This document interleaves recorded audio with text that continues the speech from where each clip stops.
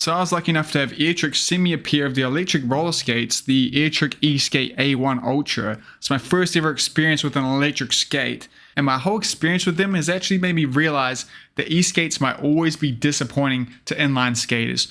But I'll come back to that idea. First, we got to talk about what these skates are. So these skates are definitely targeted at the commuter more than the Rick casual sports skater like me.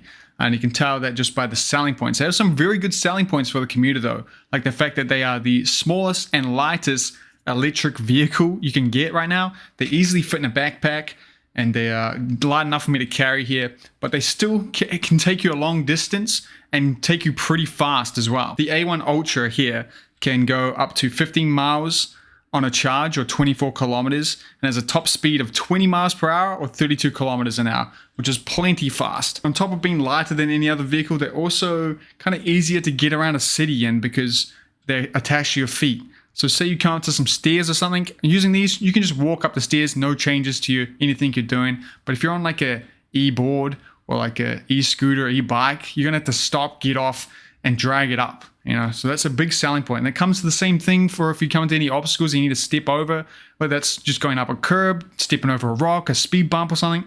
These will be much easier, which is a great selling point, I think. They come with some quite loud designs, which I definitely was not a big fan of. They definitely don't blend in, like the bright yellow color and this graffiti. It's cool. I like that they're taking some risks here. It makes them more memorable, but I do wish it didn't have this design on it. I wish it was just black. They have light up wheels too to bring even more attention to you, which I did think was interesting too, because that would definitely slow you down a bit. Even if it's minute, it definitely takes some range off. I'm sure it does. They feature a brake on the heel, which I also thought was interesting, because if you look at this, it's set up like a quad skate, and all quad skates have brakes on the toe.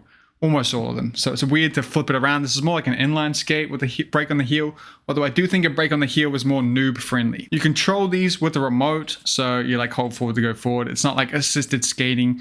It's you use a remote. And if you haven't worked it out yet, they strap onto your shoes, so you don't have to worry about fit. If you have a good pair of shoes, you can literally just use your best pair of shoes and strap them in with these elastic straps.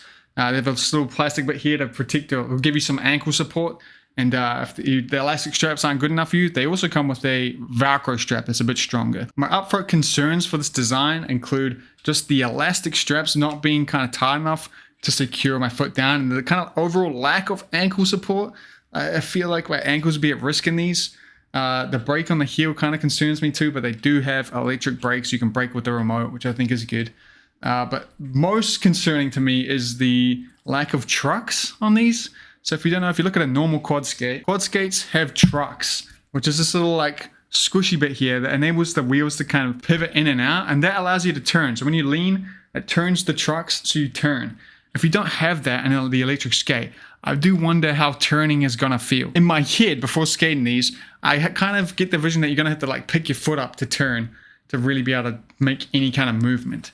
But we'll have to go and see. So if you don't know me, I have been inline skating for a long time now, over 10 years, in particular aggressive inline skating. So I'm coming into with a lot of experience with wheels under my feet. But anyway, let's cut to me on my first day trying these skates out. Look, they fit nicely in the bag. I like it. They're very heavy by themselves, but they're in the backpack, which is fine. It should be good for the commute. Nice little bag. I do worry about breaking the remote though. Don't want to put it in there. So I tried them out on the 3-meter sheet of lino inside when I unboxed them, and even though I've been skating 16 years, I felt like I could fall over. And I think that's because they're quad skates, and I've never skated quad skates, so it's going to be a bit of adjustment. Hopefully I don't die. So there's two of the same skates, there's no left and right, and they're really easy to put on and off. It's just like that. It's 5 seconds, that's what they say. To turn them on, you have to turn the remote on, and then you have to, this is what I didn't realize when I tried them inside, you have to actually push them, spin the wheel to get them to connect. And I accidentally connected one when I tried them, so that's why I almost died. Also, there's different settings. There's low, medium, high, and pro, and you're meant to do low when you first start to get used to it. I thought I had it on low when I was inside in the tiny room. I had it on pro, which is another reason why I probably almost died. But anyway, we'll try. Any last words? Oh my god, dude. Feels like I have bricks on my feet. Oh my god.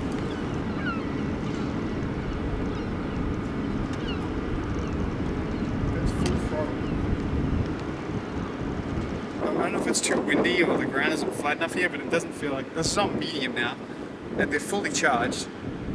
It doesn't feel that much easier than skating with no battery, like no boost. It feels, which may be a good thing, but it doesn't feel like it's doing much. Like I still feel like I'm doing most of the work. I don't push at all, which makes me feel like I'm gonna fall over. I don't think it... Okay.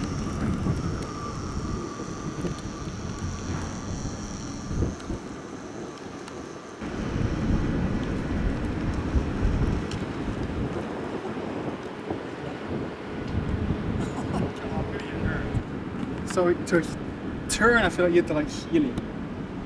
Then you can turn pretty easy. But it's very unnatural to me as an inline skater.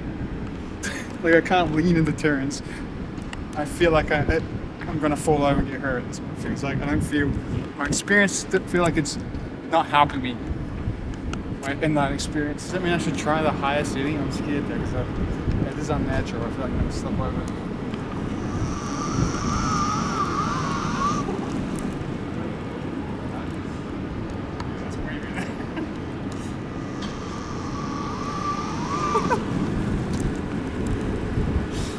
That feels way more dangerous, way more fast. Like I feel like I could go way faster than that, like it's barely charging up.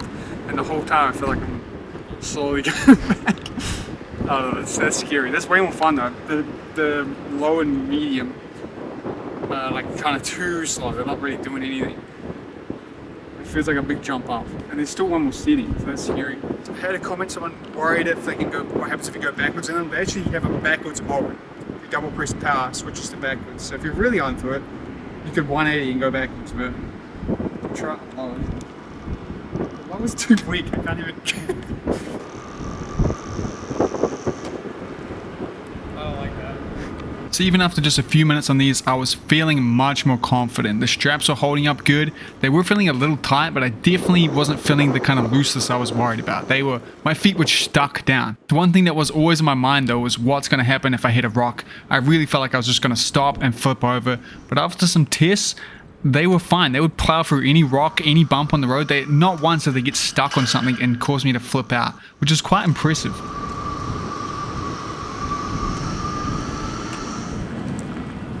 Is that a good test of the hill? Definitely feel like I need a helmet riding those. But these, you can't directly turn off the skates, they just turn off after a few minutes. You turn the remote off though, just holding power. And look how quick they are to take off. Hopefully I get this quick, I usually don't.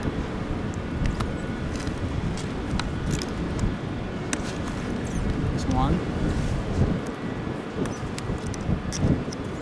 Two. Now you can walk into the shop or whatever, or your work or... After rolling around a bit in these skates, I thought we should go somewhere a bit safer where I can really try to get the top speed in these with no more rocks and stuff to worry about and no hills and no wind. Can you tell how scared of the crack coming up I am in this? I was so sure I was going to stop, but I never stopped on it, not once. Looking back on these clips, you can really see how loud these skates are. It really sounds like a plane is flying past. It doesn't seem like it's coming from my skates in these shots, but it is. They're not any louder than any other kind of electric thing, but they're not quiet. You're gonna stand out. Another thing that happened after filming this is I noticed that the straps kind of did some damage to my brand new shoes here, where they got some new creases on them, which is kind of lame. I did have it on extra tight. I probably didn't need to have it that tight, but yeah, it's definitely kind of lame.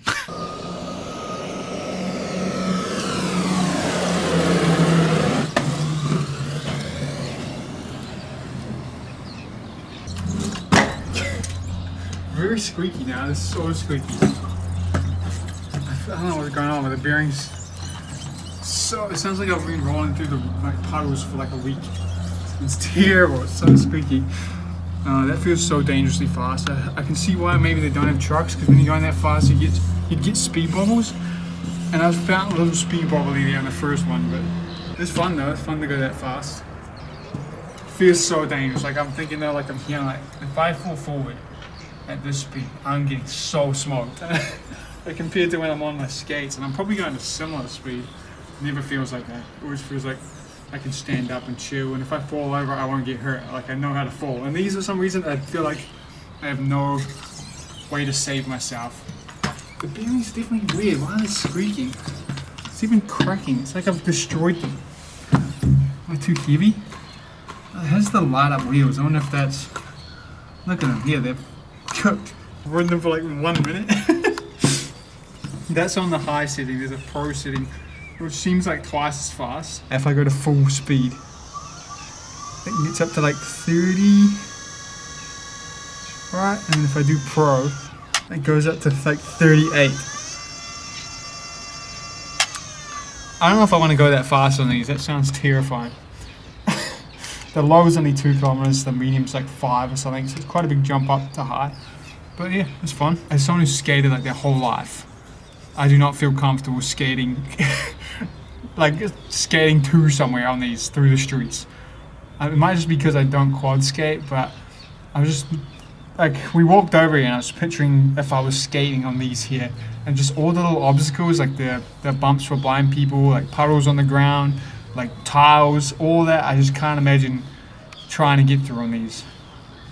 Probably should try it before I say I can't do it though. But let's say something like, I can't imagine someone who doesn't skate like every day of their life, like me, would feel any better about that, you know? I just feel like I can't control where I'm going very well. Like if say something, I had to quickly get out of the way of a car or a person or someone, I think I'd have no hope. I would either fall over or crash into them. But yeah, even with the brake is not, it's good that it's not like a stop because you just die, but I don't think I can stop quick enough for anything.